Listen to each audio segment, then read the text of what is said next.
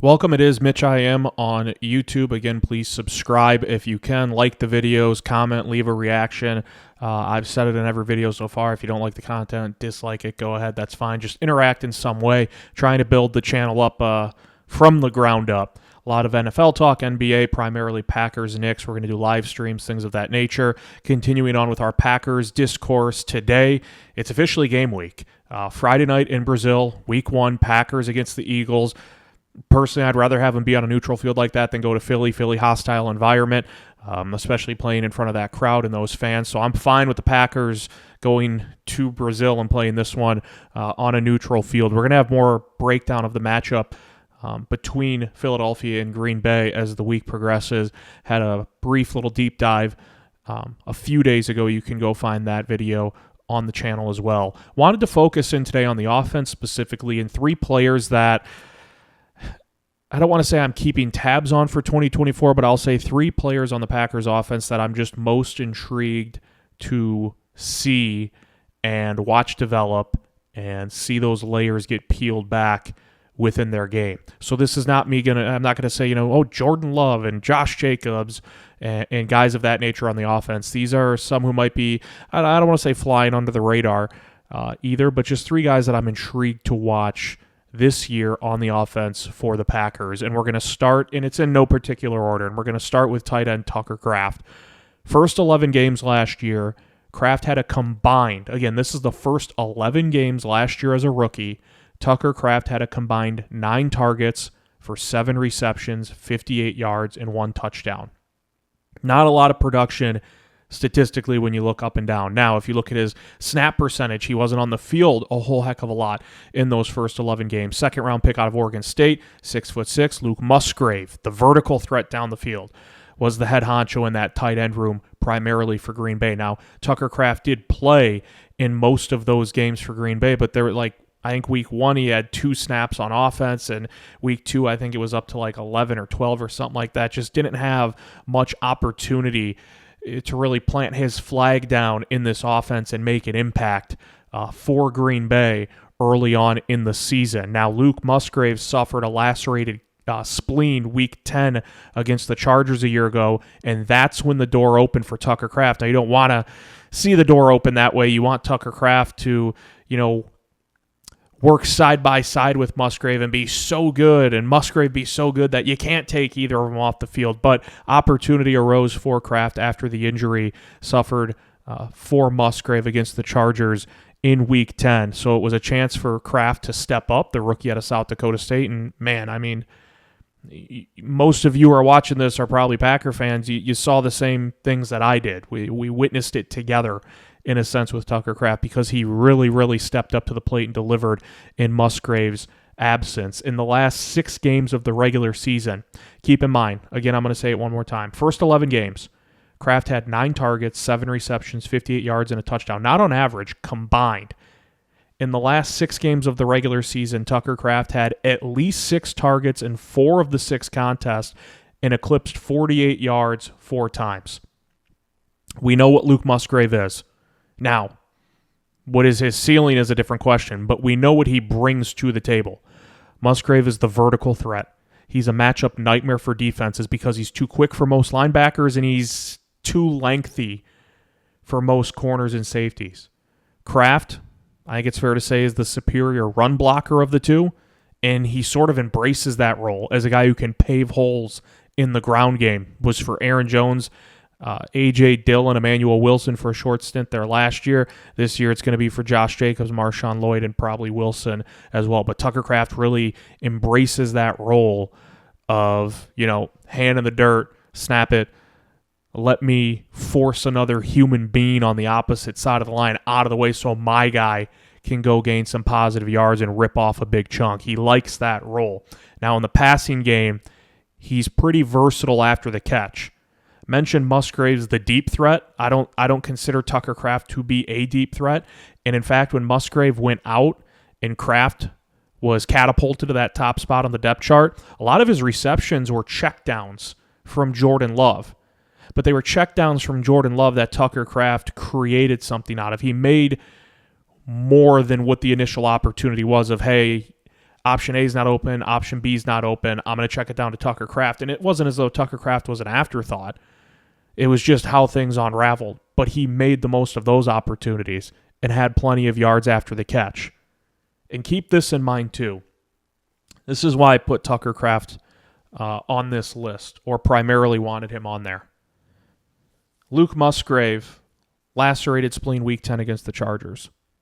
Musgrave returns for the regular season finale against Chicago, and he's back for the playoffs for the Packers as well.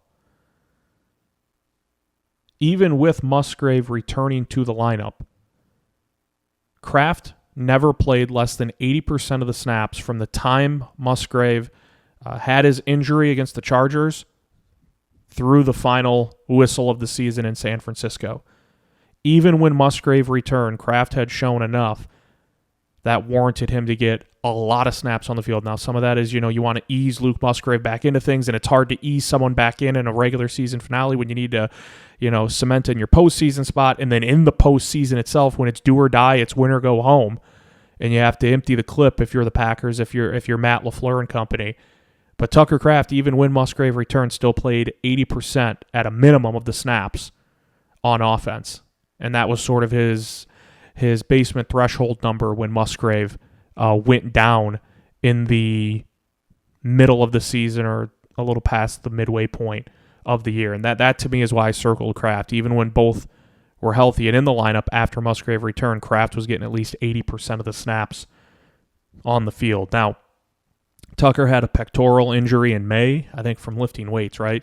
But he's good to go, not on the PUP list, anything like that. Should be good to go for week 1, was on the field Sunday at practice for the Packers. I'm fascinated to see how he's used. I'm really fascinated to see how often both tight ends are on the field at the same time for Green Bay this year. I mean, this was not a reshuffling of the deck at the position for Green Bay last year. They didn't just dip their toes into the water. It was a complete overhaul. Out with the old and with the new. 2 draft picks used. Luke Musgrave, second round. Tucker Kraft shortly thereafter, that round later. 2 picks in the top 3 rounds on tight ends. And so I'm interested to see, now that they both have a year under their belt, now that they're both healthy to go for week 1 against Philadelphia and Brazil, how often will we see both on the field together working in unison? And there's so many young weapons on this offense, and they're all seemingly coming into their own at the same time. And Kraft is lumped in with that group, and that's not me saying that like a negative way. He's in that group. Because I think sometimes when you say lumped in with a group, it sounds negative. That's not what I'm going for here. I'm saying there's just so many young weapons that are all in their first year, second year, well, really in their second year or third year, I should say, at wide receiver and tight end. And they're all coming into their own. They're all going to be entering their prime at the same time. Hopefully all with Green Bay for the foreseeable future in the years to come. I'm interested to see if Kraft can take one, I won't say gigantic, just one sizable step forward here in 2024.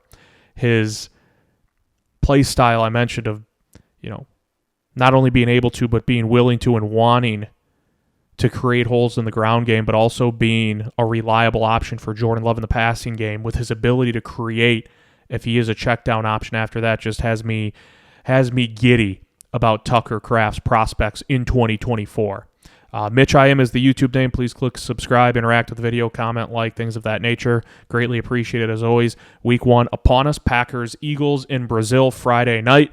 Going through 3 players that I'm just kind of most intrigued to see in the offense this year for Matt LaFleur and company. Second on the list, the rookie running back, Marshawn Lloyd. And had you asked me a month ago if Marshawn Lloyd would have been on this list, I probably would have said no.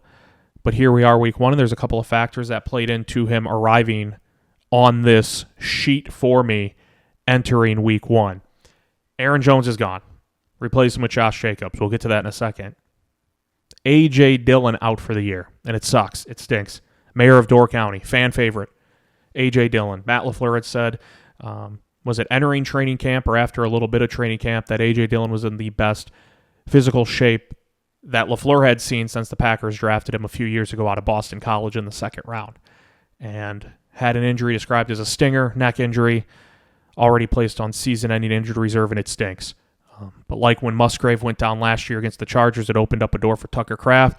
A.J. Dillon's season-ending injury opens up a door for seemingly Lloyd or the aforementioned Emmanuel Wilson.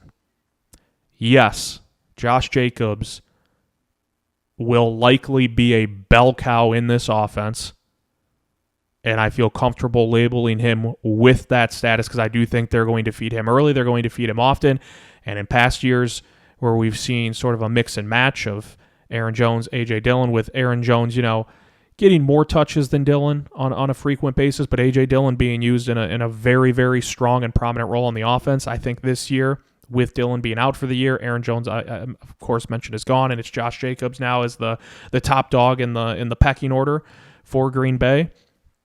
I think we'll see more of a lopsided snap total, touches total at the running back position, with Jacobs being that primary focus than maybe we have in years past. But it doesn't discount or take away from what I believe Lloyd can do with this offense and the opportunities that I believe he will get still as a third-round rookie out of USC.